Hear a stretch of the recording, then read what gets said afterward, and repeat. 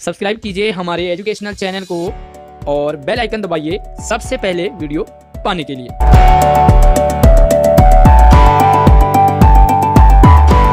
प्यारे बच्चों, स्वागत है आप सभी का आशीष सर की हिंदी ऑनलाइन क्लास में। आज की 9th क्लास की वर्कशीट नंबर 85 में हम पढ़ने और समझने वाले हैं अपठित गद्यांश से आधारित प्रश्नोत्तर की प्रैक्टिस करेंगे, जो कि आपके एग्जाम में पूछा जाता है। किस तरह से पैसे जाएगा, किस तरह से आपके इसके आंसर लिखोगे, आज हम सीखने समझने वाले हैं। और आगे बढ़ने से पहले अपने वीडियो को करना है लाइक, पसंद आए तो अपने दोस्तों को रिलेटिव में भी जरूर शेयर कीजिए अपने क्लास ग्रुप में। तो चलिए हम शुरू करते हैं, गद्यांश को पढ़ेंगे और उसके बाद इसके प्रश्नोत्तर पर हम चर्चा करेंगे कैसे करना है इनके आंसर को। प्यारे बच्चों, ये जो गद्यांश है आपके क्षितिज कृतिका में से नहीं लिया गया है।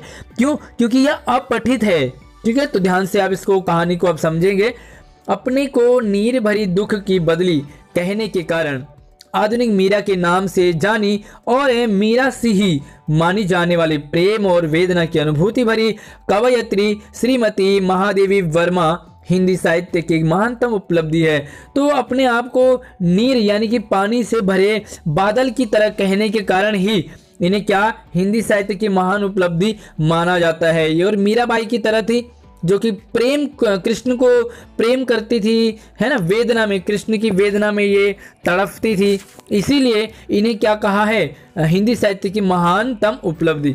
अब इनके जन्म की बात कर रहे हैं। इनका जन्म 1907 में फर्रुखाबाद के एक धार्मिक और संपन्न परिवार में हुआ था, है ना। तो जन्म यूपी के फर्रुखाबाद में हुआ। पिता क्या थे? नामी वकील थे और माता देखो करुणा से भरी सहृदय नारी थी, यानी कि इनकी माँ जो थी वो करुणा दया से लबालब भरी थी और हृदय वाली, यानी कि बहुत ही अच्छे दिल वाली थी, है ना। इनकी शिक्षा सबसे पहले महादेवी वर्मा की शिक्षा पहले उन्होंने जबलपुर में पढ़ा और उसके बाद इलाहाबाद में इनकी पढ़ाई हुई और इन्होंने संस्कृत साहित्य में क्या किया, एमए किया था। ठीक है, इनकी पढ़ाई की अगर हम बात करें तो इन्होंने एमए किया। उसके बाद क्या, प्रयाग महिला विद्यापीठ की प्रधानाचार्य बनकर के कार्य करने लगी। शिक्षा जगत में कार्य करने के साथ साथ समाज की साहित्य सेवा भी आरंभ से ही करती रही। इन्होंने शिक्षा जगत में तो काम किया ही, साथ में समाज सेवा, साहित्य सेवा भी ये करने लगी। इस कार्य के लिए इन्होंने कुछ सामाजिक और साहित्यिक संस्थाएं भी स्थापित की। बहुत सारे जो संस्था है वो भी ज्वाइन किया, उन्हें भी बनाया और बढ़ाया।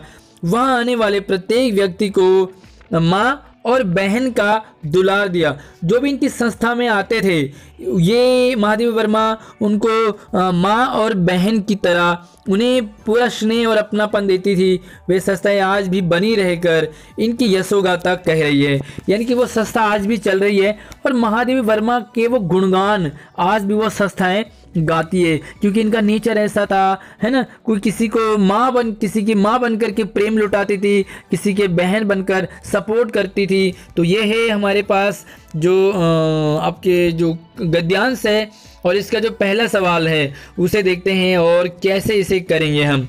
पहला सवाल है, महादेवी वर्मा को हिंदी साहित्य की महानतम उपलब्धि क्यों कहा गया है? तो प्यारे बच्चों, ऊपर ही आया है कि इनको क्या है, अपने आप को इन्होंने नीर भरी यानी कि पानी से भरे दुख के बादल कहा है और इसी कारण इनको जो है महानतम उपलब्धि कहा जाता है। इन्होंने हिंदी साहित्य के क्षेत्र में अपना बहुत बड़ा योगदान दिया है।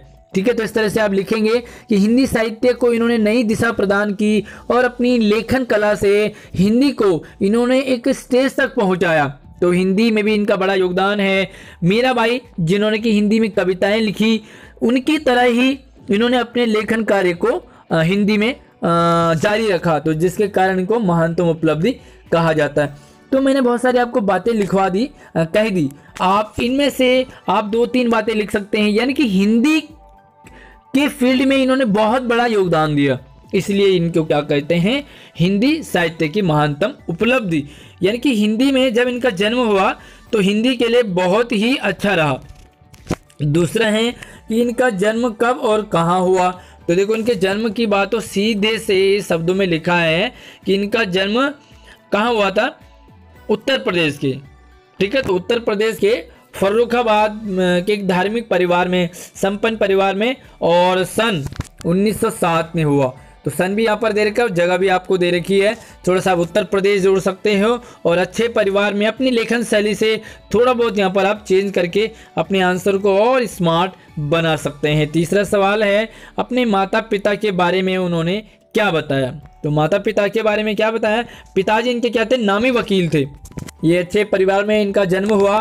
पिता इनके जो नामी वकील थे और माता कैसी थी, करुणा दया प्रेम से भरी, यानी कि करुणा करती, सब पे प्रेम करती और सहृदय नारी थी, यानी कि बहुत अच्छे दिल की ऐसी स्त्री थी, नारी थी। तो लिख सकते हैं आप यहाँ पर बना बना के कि इनके पिता बहुत ही अच्छे नामी वकील थे और माता करुणा की अवतार थी।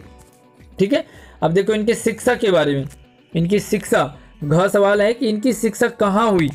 तो इनकी शिक्षा अलग अलग जगह हुई। यहाँ पर आराम से आया कि महादेवी वर्मा की शिक्षा, इसे आप जोड़ोगे कि महादेवी वर्मा की शिक्षा प्रारंभ में, यानी कि सबसे स्टार्टिंग पहले जबलपुर में हुई। उसके बाद वो उन्होंने इलाहाबाद में उनकी पढ़ाई हुई। और क्या पढ़ाई इन्होंने, संस्कृत साहित्य में इन्होंने MA किया। ठीक है, तो यहाँ आप इतना बता सकते हैं कि संस्कृत साहित्य से इन्होंने MA की डिग्री हासिल की। और अगला सवाल है, महादेवी वर्मा की यशोगाथा कौन गा रही है और क्यों गा रही है। तो प्यारे बच्चों यहाँ पर कौन गा रही है, सबसे पहले ये जानना है और उसके बाद जानना है हमने कि क्यों गा रही है। ठीक है, तो दोनों सवालों के हमने यहाँ पर जवाब देने हैं। तो अब देखो, अगर आप इस गद्यांश को पढ़ते हो तो क्या लग रहा है आपको कि ये कौन गा रही है। जाहिर सी बात है कि ये कोई राइटर हैं। तो जो राइटर हैं वही लिख रहे मीरा उनके बारे में, महादेवी वर्मा के बारे में। तो यहाँ पे लिखोगे कि महादेवी वर्मा की यशोगाथा एक लेखिका गा रही है, जो कि इस गद्यांश की लेखिका है। और उन्होंने क्यों गाया, क्योंकि महादेवी वर्मा का हिंदी साहित्य में बहुत बड़ा योगदान है। उन्होंने हिंदी में बहुत सारी रचनाएं लिखी, कविताएं लिखी। महादेवी वर्मा की बहुत सारी कविताएं आज भी हम पढ़ते हैं। और वो क्यों, क्योंकि वो मीराबाई की तरह प्रेम की दीवानी थी। और साथ में देखो, इन्होंने वेदना, यानी कि प्रेम और वेदना से भरे इनकी कविताएं और रचनाएं हैं। इन्होंने बहुत जो रचना साहित्य में, हिंदी साहित्य में अपना बहुत ही बड़ा योगदान दिया।